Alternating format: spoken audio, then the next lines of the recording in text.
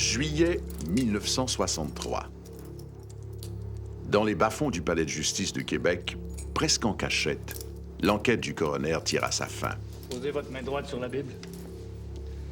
Jurez-vous de dire la vérité, toute la vérité, rien que la vérité, dites « je le jure ». Je le jure. Votre nom? Léopold Dion. On n'a pas interdit l'accès, mais c'est tout comme.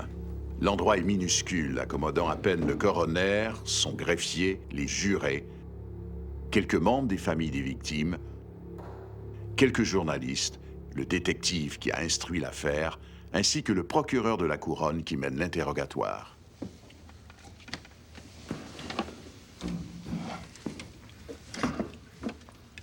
Monsieur Dion.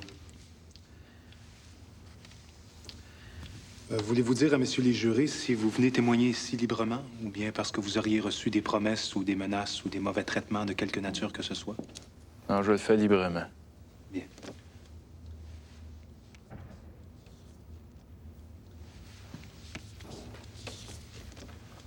Monsieur Dion, voulez-vous nous dire si vous avez eu l'occasion de vous servir de cette voiture-là durant les mois d'avril et mai dernier, et plus particulièrement le samedi 20 avril?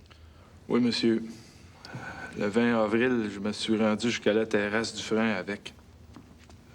Proche du château Frontenac, après avoir stationné à côté du monument à Champlain. Sur la terrasse, c'est pour faire quoi?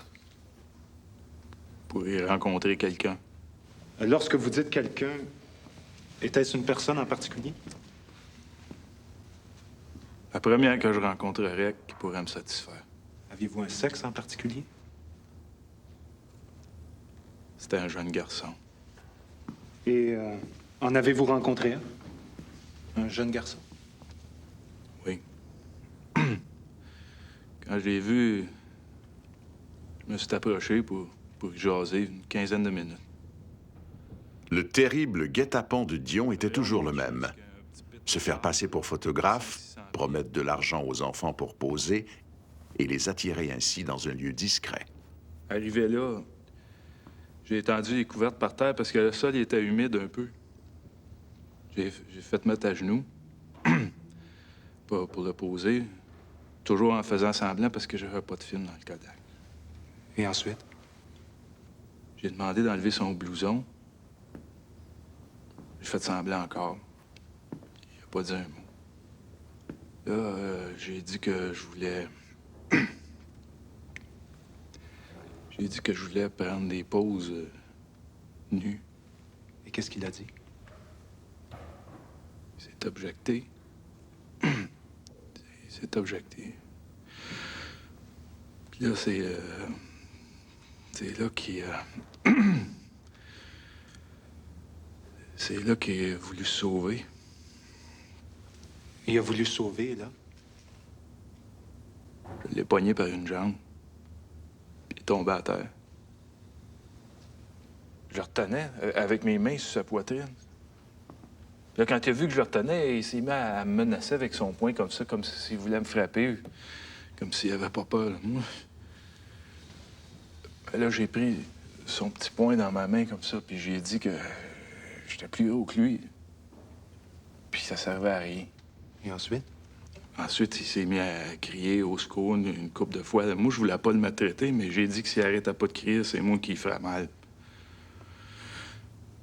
Que je finirais par faire ce que je voulais de toute façon. Il a arrêté de se débattre. Et après, est-ce qu'il s'est passé certains actes, certaines choses? Je l'ai déshabillé. Vous l'avez déshabillé. Puis là, j'ai voulu faire des actes avec lui. Après m'être déshabillé, moi aussi. Non, je suis pas intéressé à savoir quoi, Monsieur Dion. La personne ici n'est intéressée. Tout ce que je veux savoir, c'est si vous avez réussi à faire ce que vous vouliez faire. Non. Il n'y a eu aucune satisfaction. Et par la suite, n'ayant pas réussi, comme vous dites, voulez-vous nous dire ce que vous avez fait? Et là, je parle pas de choses sexuelles. Je veux juste savoir si vous avez fait autre chose. Ouais, je l'ai couché à plat ventre, à terre, avec les bras croisés, sa poitrine comme ça. Face contre terre, pour pas qu'il crie. Puis moi, je me suis assis sur son dos comme un cheval. Pas qu'il rouille. Il ne pouvait plus bouger. Peut-être qu'il pouvait, mais il a pas essayé. Et alors? Qu'est-ce que vous avez décidé de faire, M. Dion? Mais là, ça m'est venu dans la tête que c'était la seule chose à faire. Je pouvais plus faire autrement. Fallait qu'il meure. Et lui avez-vous dit quelque chose? Il avait deviné, il m'a dit: « Vous allez me tuer, monsieur? » Moi, j'ai dit que c'était la seule chose à faire, je pouvais pas faire autrement. Il m'a dit de pas le tuer, de le laisser aller, qu'il dirait pas un mot à personne, que j'avais juste à le remettre sur la route, qu'il ferait du pouce pour se retourner. Mais vous, est-ce que vous craigniez, vous, quelque chose de sa part s'il retournait vivant? Ben, moi, je savais que s'il arrivait en retard à son rendez-vous de musique, naturellement, il questionnait. C'est ça que j'ai dit, qu'il questionnerait. Puis que comme il était petit, il finirait par parler, même s'il voulait rien dire dans le moment, que d'une manière ou d'une autre, ça finirait par sortir de lui tout seul. Et ce que vous vouliez pas qu'il dise ou qu'il dénonce, c'était quoi?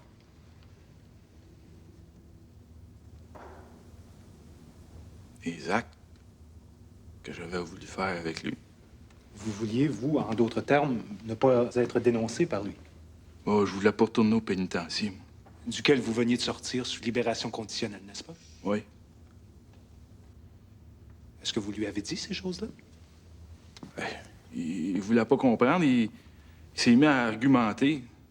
Il me disait que ses parents seraient inquiets, puis... Là c'était moi qui faisais comme si je voulais plus comprendre rien de ce qu'il disait. Là, j'ai dit: « Mon petit, la seule chose que je peux faire, la seule chose que je peux faire, c'est que je peux pas t'empêcher d'aller au ciel. Que si tu veux y aller au ciel, j'ai dit, fais tes dernières prières.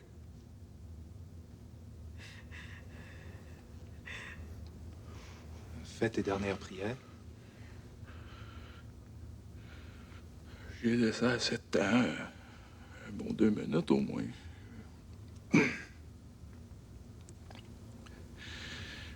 Pour que s'il voulait faire ses prières, qu'il dise. Mais il a pas dit un mot. Pas un... Mais moi, j'avais l'impression qu'il parlait pareil, mais je suis pas trop sûr, mais... Je pense qu'il disait ses prières. Et après les 2 minutes, M. Dion, racontez-moi le plus simplement possible ce que vous avez fait. J'ai mis mes mains autour de son cou. Vos mains? Les 2 mains comme ça, de même. Comme ça, de même, une à côté de l'autre. J'ai serré plus fort que je pouvais. Je voulais pas que ça prenne de temps, je voulais pas qu'il souffre. Et j'ai attendu. Puis quand j'ai pensé que c'était fini, j'ai lâché un petit peu. Là, j'ai senti qu'il prenait comme un respect, comme si vous alliez prendre une gorgée d'air, quelque chose comme ça. Là. J'ai serré encore.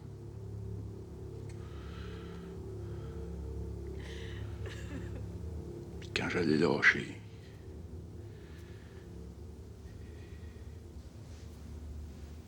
il a pu grouiller. Là, je me suis habillé. Je retournais à l'automobile parce que je me rappelais que j'avais une pelle que j'avais traînée tout l'hiver dans le coffre. J'ai pris la pelle, je suis retourné au pit de sable, puis là, je me suis mis à creuser un trou assez grand pour le mettre dedans. J'ai creusé, je creusais jusqu'à temps que le gel m'empêche de creuser. Puis même dans le gel, je creusais. Je creusais dans le gel, puis jusqu'à temps que ça creuse plus. Puis même là, je creusais encore, je sais pas.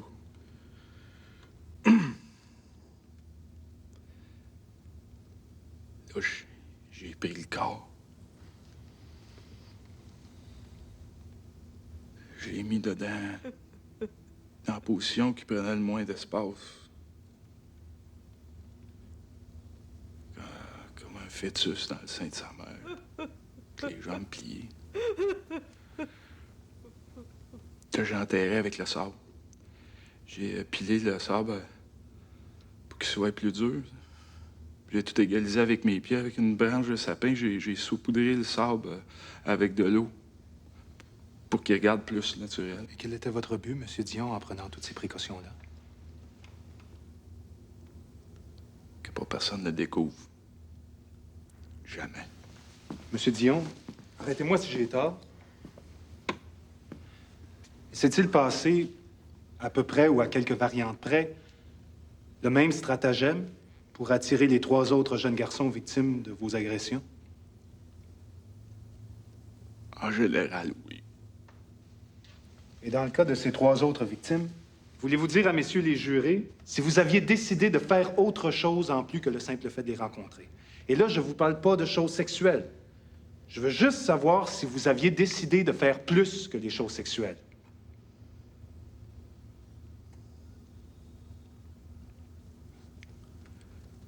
Je le savais. Je savais que ces jeunes-là avaient le malheur de venir avec moi.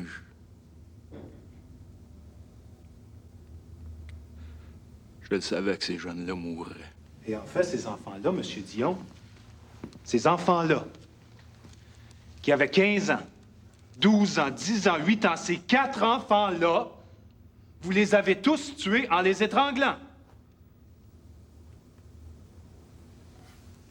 Avec ces 2 mains-là. Et à chaque fois, après les avoir tués, vous les avez enterrés. N'est-ce pas?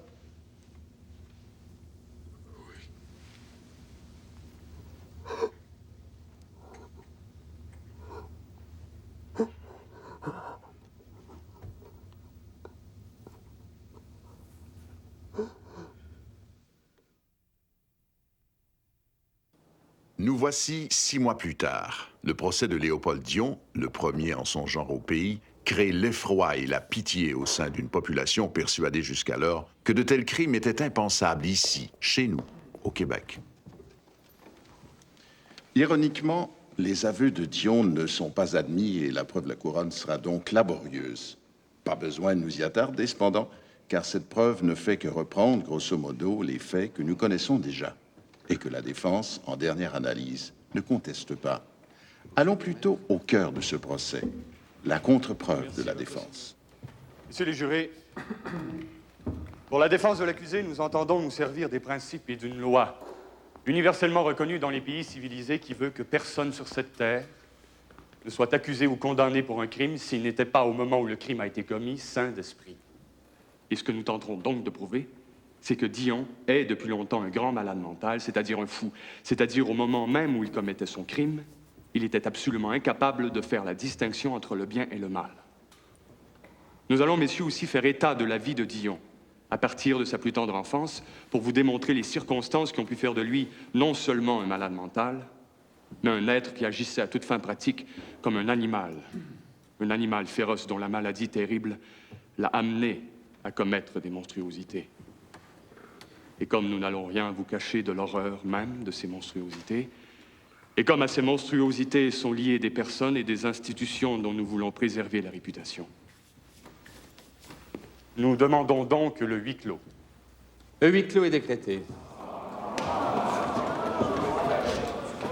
Maître Guy Bertrand, le procureur de la défense, réussit donc à centrer le procès sur une seule question. Cet homme peut-il être tenu responsable de ses actes, oui ou non? Monsieur Dion, vous êtes bien le frère de l'accusé, n'est-ce pas? Oui, monsieur. Vous avez donc habité avec lui depuis sa plus tendre enfance. Le temps qu'on a été à la maison, oui. Et après, vous avez habité où? Après ça a été l'orphelinat pour Léopold comme pour moi. Mes parents se sont séparés, ma mère est retournée chez sa mère. Mon père a laissé l'armée pour aller vivre à Pont-Rouge, à campagne, où ça coûtait moins cher pour un loyer. Pouvez-vous nous dire quel était le caractère de votre père? C'était pas un doux, hein? Il prenait un coup, puis il rentrait à la maison bien chaud plus souvent qu'autrement. Fait qu'il était plutôt de genre violent. J'écoutais moi-même à sa médecine assez souvent pour pouvoir dire que c'était bien facile de partir une chicane avec. Faut dire que ma mère, elle rendait malade pas mal aussi. Comment? Elle était pianiste, ma mère, au théâtre, puis ça y arrivait de rencontrer des hommes, fait que des chicanes de jalousie, là, c'était un peu comme notre pain quotidien. Et vous et votre frère, vous étiez témoins de ces chicanes-là? Ouais. Mais des fois, j'étais tout seul parce que Léopold, il était à l'hôpital, lui. Qu'est-ce qu'il faisait à l'hôpital? Il était là au-dessus d'un an et demi, si c'est pas plus, à cause de la tuberculose, surtout. Ça, c'est sans compter toutes les autres fois. C'est pour ça qu'il n'a pas pu aller à l'école bien longtemps. Et quand votre frère allait à l'école, qui est-ce qui s'occupait de lui le soir? Quand on s'organisait pas soi-même, ce qui arrivait le trois quarts du temps, c'était d'aller chez une vieille madame qui restait en haut de chez nous puis qui nous donnait à manger des fois le midi. Et votre frère vivait à ce rythme-là, lui aussi? Ouais, quand il allait à l'école, oui. Et quel âge avait Léopold à ce moment-là? 10, 11, 12 ans dans ces années-là. Une couple d'années plus tard, quand j'ai fini par accorder mon père et ma mère ensemble, ben là, ça a marché le temps que ça a duré, ben, Léopold, il était plus à la maison, lui. Il avait déjà été condamné pour une première fois. Et vos parents, est-ce qu'ils sont restés longtemps ensemble? Jusqu'à la mort de ma mère en 42 à l'asile. Dans une institution spécialisée. Ouais. Dans une institution pour soigner les maladies mentales. Et vous et votre frère, où étiez-vous lorsque votre mère est morte? On était en prison pour le... C'était la première fois qu'on était condamnés ensemble. Qu'est-ce qui vous avait valu cette peine d'emprisonnement? Ben, j'avais 18 ans, Léopold 19. Il venait juste de sortir parce qu'il avait fait 4 mois pour grossière indécence. Un jour, c'était au printemps. Malgré que la chasse n'était pas permise, on est parti avec un fusil pour aller au canard à Rivière-aux-Pommes. On est allé, mais il n'y avait pas de canard. Fait qu'on est revenu, puis en revenant, c'est là qu'on a rencontré la demoiselle sur le chemin de fer.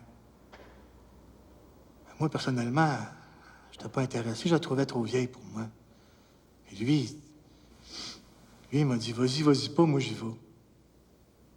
Fait qu'il l'a amené, puis il a commis l'action.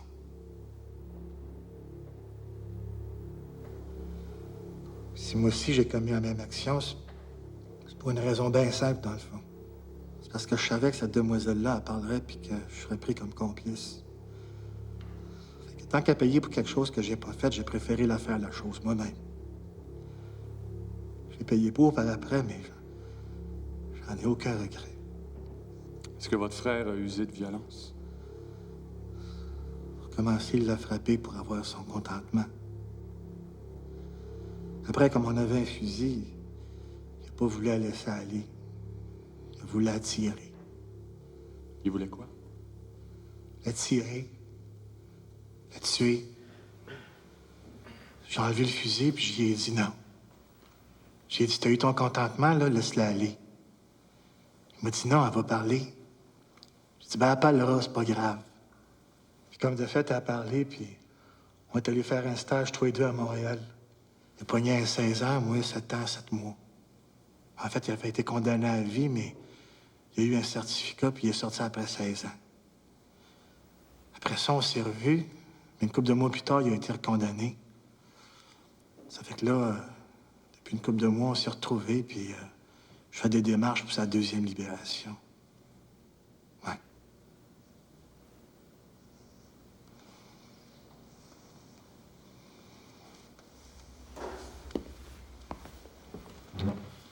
Monsieur Dion, Vous dites que cette fois-là, votre frère voulait la tuer parce qu'il avait peur qu'elle parle, n'est-ce pas?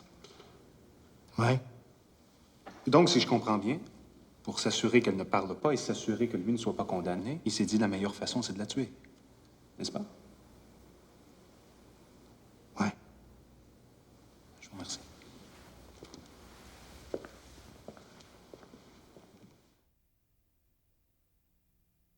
Docteur Camille Lorrain, comme vous avez été appelé à examiner M. Dion, pouvez-vous nous dire quelles sont vos conclusions? Eh bien, après avoir examiné M. Dion durant plusieurs heures et à plusieurs reprises, j'en suis arrivé à la conclusion que cet homme souffre depuis plusieurs années d'une maladie mentale grave, profonde. qui fait de lui un monstre sexuel, c'est-à-dire une sorte d'animal à figure humaine qui, pour atteindre la jouissance sexuelle, a besoin de torturer et de tuer. Et pour cette raison, je crois qu'il doit être interné, comme il aurait dû l'être depuis longtemps, car il représente un danger pour la société. Sur quoi vous basez-vous pour arriver à votre opinion que c'est un malade mental? Tout simplement sur l'examen clinique de sa vie antérieure. Et là, c'est une longue histoire, extrêmement troublante. Est-ce que c'est possible de remonter aux origines de la maladie? Eh bien, les parents de M. Dion appartenaient à un type de personne qui était nocif pour l'enfant. Une mère qui avait une faiblesse congénitale sur le plan de l'équilibre psychologique et qui d'ailleurs est morte dans un hôpital pour maladie mentale. Un père alcoolique invétéré, au tempérament violent. Si vous le permettez, Votre Seigneurie, j'aimerais qu'à partir de maintenant, certaines réserves soient faites au juré. Il n'y a rien dans la preuve, absolument rien, qui indique que le père soit alcoolique, ni que la mère soit morte de maladie mentale. Votre Seigneurie, j'ai pris la peine de demander au docteur d'expliquer le processus normal auquel il doit procéder pour arriver à une telle et telle conclusion. La règle qui existe devant le tribunal, c'est que l'expert doit donner son opinion sur des faits qui se vérifient. Mais quand vous parlez, docteur, du type nocif de parents ou de la maladie mentale congénitale, vous avez justement là des faits que vous avez pu entendre de la bouche de l'accusé lui-même, mais que vous n'avez pu vérifier vous-même. Et c'est important que les membres du jury soient avisés de cela. Poursuivez, maître. Merci, Votre Seigneurie. Revenons maintenant à l'enfance de Dion et ses relations avec sa mère. Eh bien, ce qui m'a le plus frappé, c'est que sa mère, alors qu'il n'avait que 2 ou 3 ans, l'habillait comme une fille et elle lui avait même donné un nom de fille, c'est-à-dire qu'au lieu de l'appeler Léopold, elle l'appelait Pauline. Pauline. Oui. Comme si, en somme, sa mère avait préféré avoir une fille plutôt qu'un petit garçon. Le patient se souvient lui-même de ces séances où sa mère l'habillait comme une fille et où elle le photographiait. Tout au long de son enfance, jusqu'à ce qu'il soit placé dans un orphelinat, il était négligé, aussi bien par son père que par sa mère. Il n'a jamais pu compter sur les gens qu'il aimait le plus, à tous les stades de sa vie, que ce soit sur le plan affectif, alimentaire, scolaire ou autre. Il ne mangeait jamais chaud, il était très souvent malade. C'était un être débile, chétif, malingre, et durant toute son enfance, il a dû être hospitalisé à plusieurs reprises.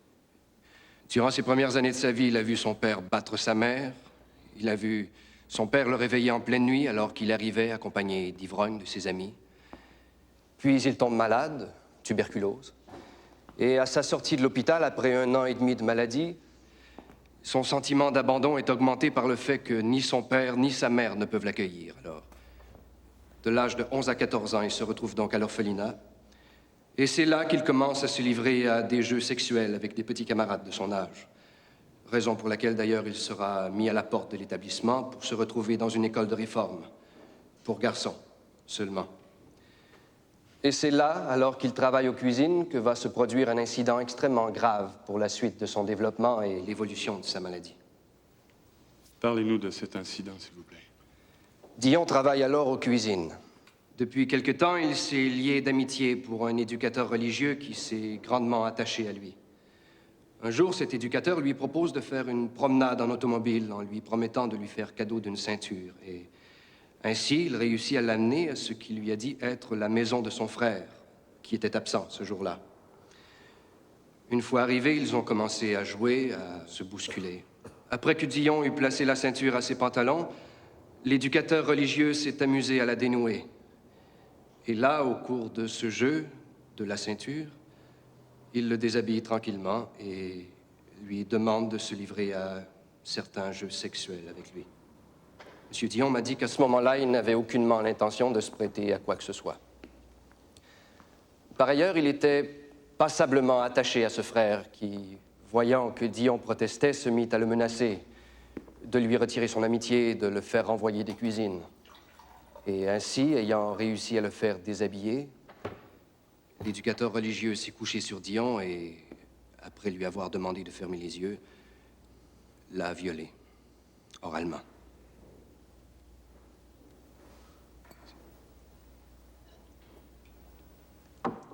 Suivez, s'il vous plaît. Après cet incident, l'éducateur religieux est revenu vers Dion à plusieurs reprises dans la cuisine pour l'emmener dans la cave où il lui demandait d'exécuter les mêmes gestes. Jusqu'au jour où le directeur de l'établissement les surprenne en flagrant délit et renvoie Dion. Il aboutit éventuellement à la prison de Québec. Et c'est à ce moment-là que va se produire une grande catastrophe dans la vie de Dion. Oui, exactement. En arrivant à la prison le premier jour, Dion dit avoir assisté au spectacle d'un détenu, sauvagement battu par quelques autres avec coups de pied dans les reins et les organes génitaux. Puis, on avise Dion que si cet homme a été battu, c'est parce qu'il avait rompu la loi du silence. On lui confie que lorsqu'un jeune homme comme lui arrive en prison, il a besoin d'être protégé contre les autres, qu'il lui faut des papas pour assurer sa sécurité. Et en échange de la protection accordée, les papas ont le droit d'exiger tout de lui. Dion doit donc devenir leur esclave. Et le soir, dans sa cellule, une fois les dernières rondes passées, un détenu oblige Dion à se coucher sur un tas d'oreillers, et pendant qu'un détenu fait le guet, l'autre le sodomise. Dion m'a dit que ça a été une douleur tellement épouvantable qu'il en râlait. Par la suite, durant les 4 mois qui ont suivi, ces scènes se sont répétées à tous les jours, avec bon nombre des 45 détenus de son aile à qui ses papas le louaient ou le prêtaient. Un jour, il décide d'aller se plaindre à un gardien de la prison. Et celui-ci, ayant rappelé à Dion les risques qu'un détenu court en venant se plaindre ainsi, lui ordonne de se déshabiller pour le violer à son tour. Et quel âge a Léopold Dion à ce moment-là? 17 ans. C'est à ce moment-là, précisément, qu'il commencera à se faire toutes sortes de fantasmes où il tuait des enfants, où il tuait tout ce qu'il touchait. Docteur, est-ce qu'il serait exact de dire que le patient que vous avez examiné vit dans un monde différent du monde normal? Il vit sûrement dans un monde différent du nôtre. Il ne pense pas... Il ne raisonne pas comme nous. Est-ce qu'il peut, comme un homme normal, juger la nature et la qualité de ses actes? Par exemple, si à un moment donné, il fait un geste comme celui d'étouffer un jeune enfant, il sait que c'est un geste pour faire mal, non? À ce moment-là, il se passe à peu près la même chose que lorsqu'on assiste à un combat de taureaux. Lorsque le taureau voit une mantille rouge, ses naseaux deviennent fumants, et là, c'est d'une façon presque automatique qu'il se précipite dessus, sans qu'il ne soit plus du tout en contact avec la réalité. Est-ce qu'il est possible pour lui de savoir que les actes qu'il pose sont mauvais? Est-ce qu'il sait faire la distinction entre le bien et le mal? Pour lui, ce qui est bien, c'est ce qui l'aide à se procurer les satisfactions qu'il recherche. Et ce qui est mal, c'est ce qui l'en empêche. Docteur, si Léopold Dion n'avait pas été arrêté en fin de mai 1963, est-ce qu'il aurait continué à commettre des meurtres? C'est ma conviction qu'il aurait continué. Et si on le remettait en liberté aujourd'hui? La même chose se produirait. Alors, docteur, et c'est ma dernière question, quelle est, pour vous, comme psychiatre, la place de Léopold Dion dans la société? Sa place est dans une institution psychiatrique spécialisée, d'où il ne devrait jamais sortir, à moins que des garanties les plus strictes ne soient données quant à sa guérison. Merci beaucoup.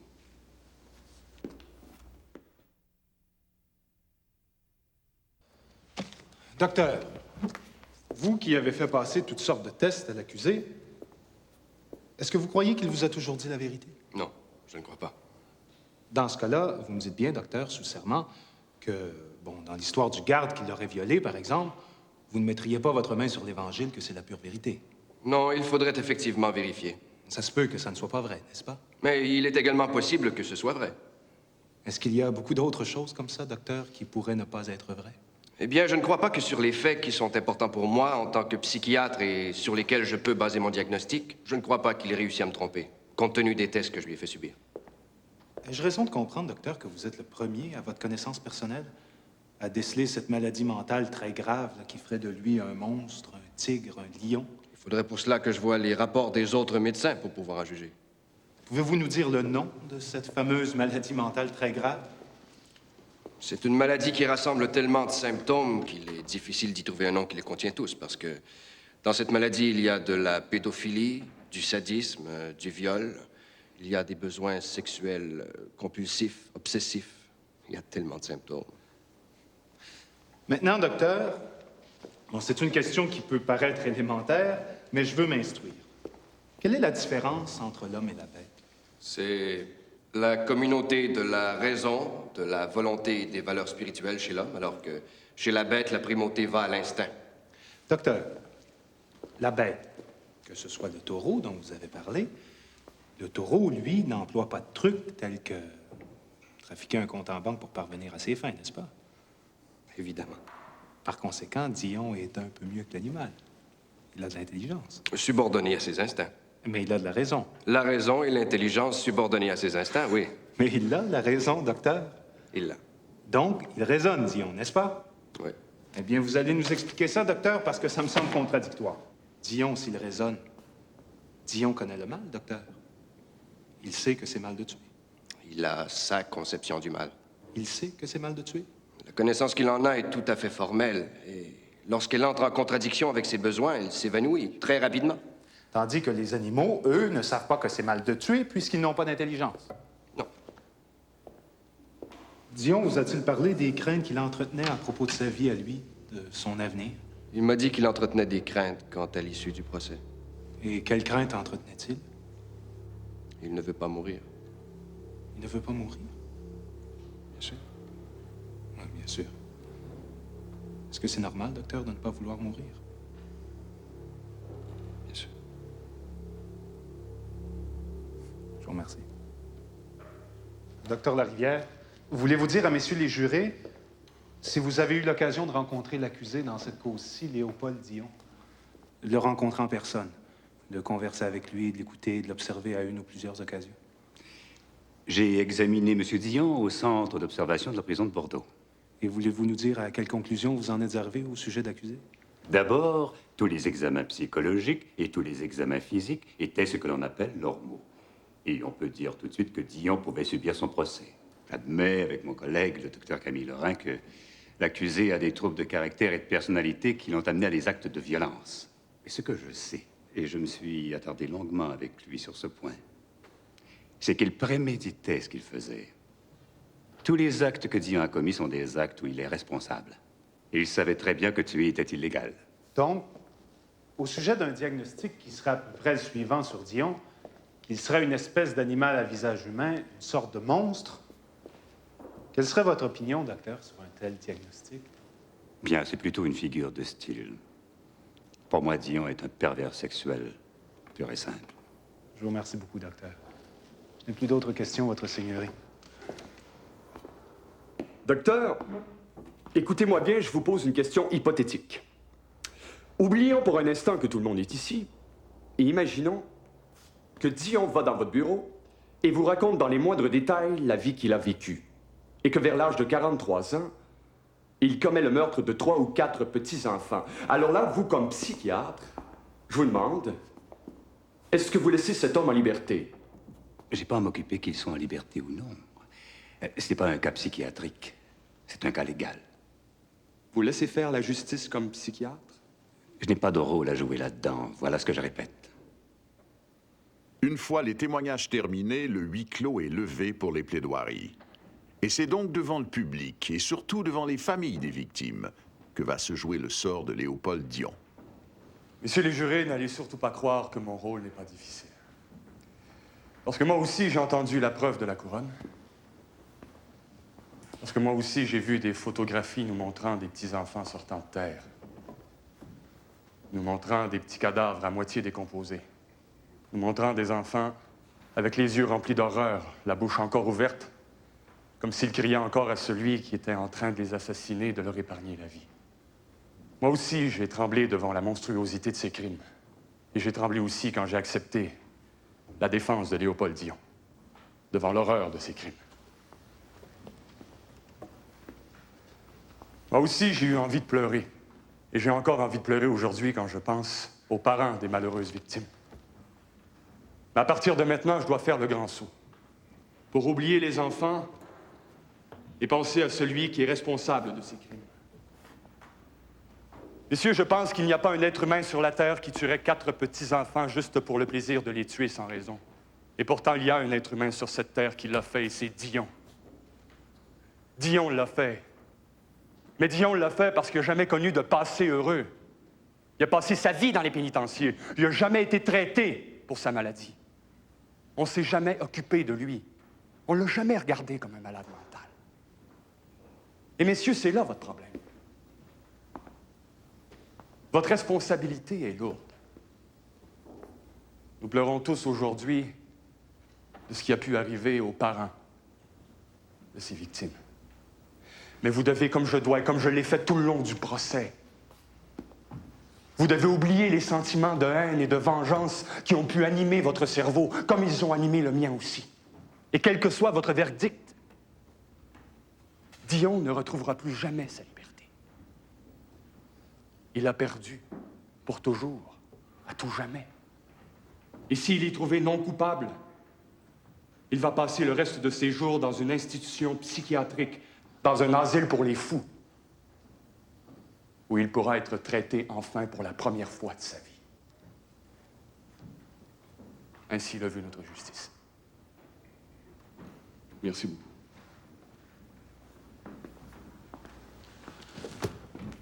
Messieurs les jurés, je dois vous dire tout de suite que si vous croyez que le docteur Lorrain a raison, que Dion est un monstre à visage humain, qu'il en aurait tué d'autres s'il n'avait pas été arrêté le 27 mai dernier, si vous croyez que cet homme-là devrait être interné dans une institution à sécurité maximum, conscient de mes responsabilités, je vous demande, moi, je ne suis pas l'avocat de la défense, mais je vous demande d'acquitter l'accusé. De l'acquitter. De l'acquitter pour démence, de l'acquitter pour des raisons d'aliénation mentale. En espérant cependant, peut-être comme vous, que toutes les précautions seront prises et seront d'une extrême sévérité. Mais d'un autre côté, le docteur Larivière nous dit qu'il n'était pas fou, que Dion réalisait la nature de ses actes, qu'il distinguait le bien du mal tant moral que légal, qu'il était sain d'esprit et qu'il tuait simplement pour rester en liberté. Ce n'était pas un tigre, ce n'était pas un taureau, ce n'était pas un loup ou une araignée. C'était, et ça a toujours été, un vicieux, un perverti sexuel. Cette constatation nous ramène inévitablement à ses victimes, aux enfants, à nos enfants. Il y en aura toujours des enfants sur nos plages. Il y en aura toujours des enfants sur les plaines d'Abraham et ailleurs. Vous avez la responsabilité, comme juré, de penser à ce que la preuve a révélé. Et vous avez le droit de tenir compte des situations futures dont vous ont parlé les psychiatres. Je vous demande, messieurs, de juger sans faiblesse et sans pitié. Et aussi de juger, par contre, sans vengeance et sans colère. Si la Providence vous inspirait afin que vous rendiez un verdict basé sur la preuve, selon votre conscience et selon le serment que vous avez prêté. Je vous remercie.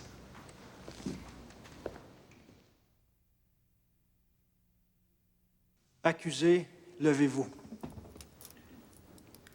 Messieurs du jury, trouvez-vous l'accusé coupable ou non coupable?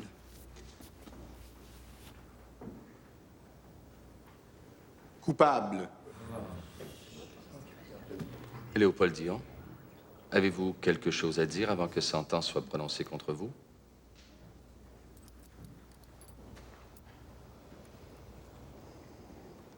Avec ces deux maudites mains, j'ai fait 4 petits seins.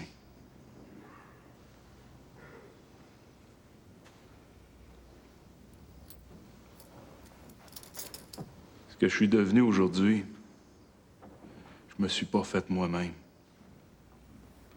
J'ai toujours dit à tous ceux qui m'ont questionné que quand j'ai commis ces crimes, quand j'ai tué ces petits-enfants-là,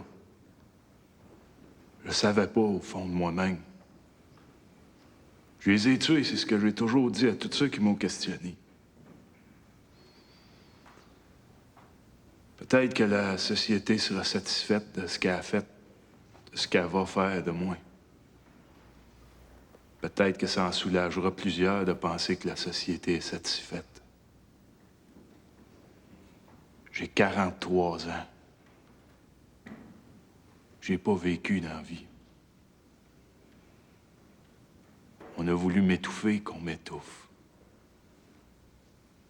C'est tout ce que je peux dire. Je peux rien faire. C'est tout.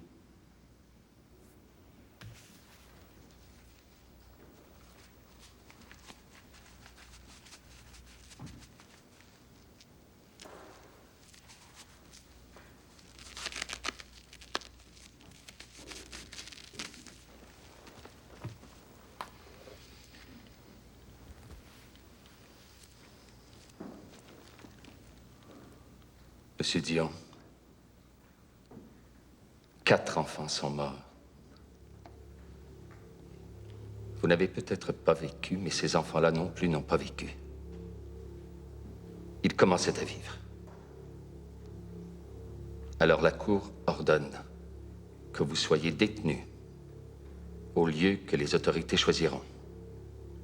Et que le 10 avril 1964, vous soyez conduits à l'endroit déterminé pour les exécutions, alors que vous serez pendu par le cou jusqu'à ce que mort s'ensuive.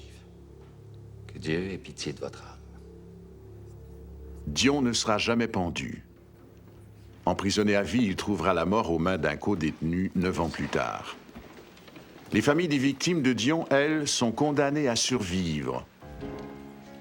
Survivre à l'impuissance de leur juste colère, à la profondeur de leur deuil, à l'infinie tristesse de leurs souvenirs.